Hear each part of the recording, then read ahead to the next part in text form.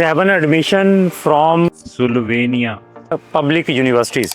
इस वीडियो को स्टार्ट करने से पहले मैं आप सबका स्वागत करता हूं, मेरी तरफ से आप सबको नमन है।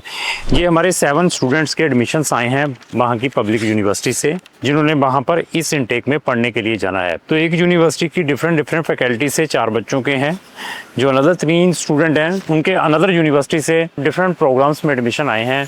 इसमें हमारे पास इंजीनियरिंग के स्टूडेंट भी हैं, इसमें हमारे पास बिजनेस के स्टूडेंट्स भी हैं, इसमें हमारे पास कुछ student hospitality and tourism program करने के लिए जा रहे हैं, बैचलर डिग्री वो भी स्टूडेंट हैं, और इसमें हमारे पास मेडिकल वाला स्टूडेंट भी है जिसने अपनी कोई master degree medical related field से करनी है। तो इस वीडियो का बनाने का मकसद ये है कि ये एडमिशन तो आ चुके हैं, स्लोवाकिया में अभी फर्दर प्रिकॉशंस क्या लेने हैं, क्योंकि स्लोवाकिया की रेजिडेंसी परमिट इंडिया से ही इशू होता है।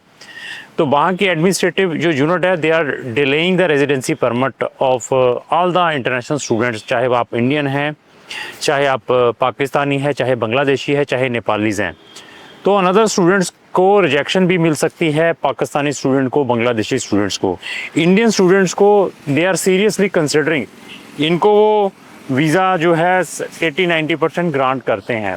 अभी सबसे बड़ा इम्पोर्टेंट पॉइंट है कि आपको पेशेंस रखनी पड़ेगी एडमिशन के बाद। आज अगर आप अपना रेजिडेंसी परमिट अप्लाई करते हैं तो आपको 3 महीने से लेकर 12 महीने लग सकते हैं आपका कार्ड आने तक का, क्योंकि आप जब अपने बायोमेट्रिक एम्बेसी में दे देते हैं, जब आप अपने प्रॉपर डॉक्यूमेंट यहाँ पर सबमिट कर देते हैं, अपनी पुलिस क्लियरेंस सर्टिफिकेट है, आपकी प्रॉपर बैंक स्टेटमेंट है, आपके जो वहाँ से कॉन्ट्रैक्ट आए हैं, और इन सब को जब आप सक्सेसफुली एम्बेसी में इंडिया में सबमिट कर देते हैं, विद बायोमेट्रिक दे देते हैं, तो यहाँ पर एक इंटरव्यू भी होती है। इंटरव्यू में भी बहुत सारे क्वेश्चंस पूछे जाते हैं, वो आपसे 1 बारी भी, 2 बारी भी, 3 बारी भी पूछ सकते हैं। इवन आपकी जो बैंक के डॉक्यूमेंट हैं वो आपको ड्यूरिंग द प्रोसेस में भी 3-4 बारी भी रिक्वायर्ड कर सकते हैं।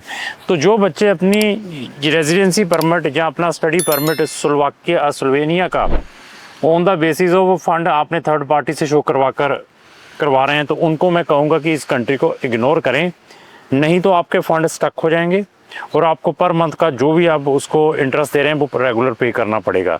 आपके फंड आपके अकाउंट में पड़े हैं, आप इन फंड को 3 महीने से लेकर 12 महीने होल्ड कर सकते हैं, और इवन 3 महीने से लेकर 12 महीने का पेशेंस है, तब आपने इस प्रोसेस को फर्दर प्रोसीड करना है।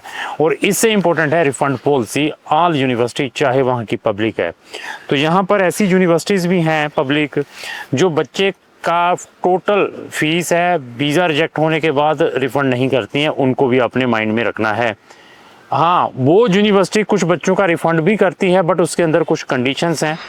इवन जहाँ पर ऑनलाइन क्लासेस को अवॉइड करें, मैं फिर बताऊँ, नहीं तो ऑनलाइन के चक्करों में आप अपनी फ़ीस सारी की सारी वेस्ट करवा देंगे।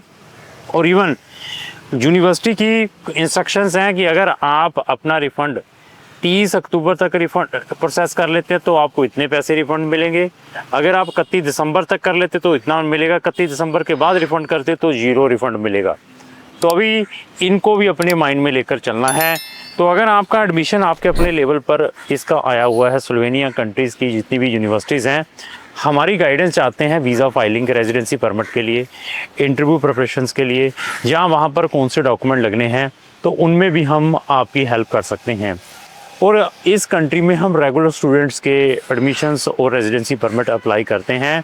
इवन आप हमारा प्लेलिस्ट है स्टडी इन स्लोवेनिया, उसका भी लिंक मैंने डिस्क्रिप्शन बॉक्स में लगाया, वहाँ जाकर आप हमारी स्लोवेनिया से related number of videos watch करें, फ्री में नॉलेज है, तब आपको आइडिया हो जाएगा कि हमें स्लोवेनिया से रिलेटेड भी कितना नॉलेज है। तो लास्ट में मेरी यही रिक्वेस्ट है कि अगर आपकी क्वेरी सिर्फ अपनी रेजिडेंसी परमिट अप्लाई करने की है, एडमिशन आया हुआ है, जहाँ आप कंप्लीट प्रोसेस हमारे थ्रू करना चाहते हैं, तो आप हमारे दिए गए नंबरों पर संपर्क कर सकते हैं। Thank you.